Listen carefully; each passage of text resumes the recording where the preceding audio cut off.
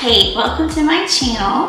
Today I'm going to show you how to make an easy meal using only 4 ingredients. And also this meal is allergy friendly.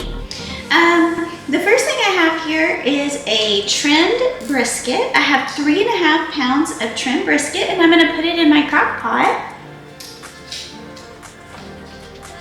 And in the crock pot, all you need is a teaspoon of pepper and 2 teaspoons of salt. You can put that in the crock pot over your brisket. And then you just need 2 cups of water.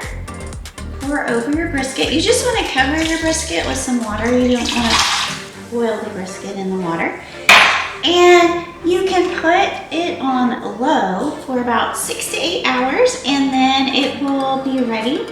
And it will be nice and tender and juicy. And then there's all kinds of things you can do for very simple meals after your brisket is ready. And I'll show you that in another episode. Have a wonderful day.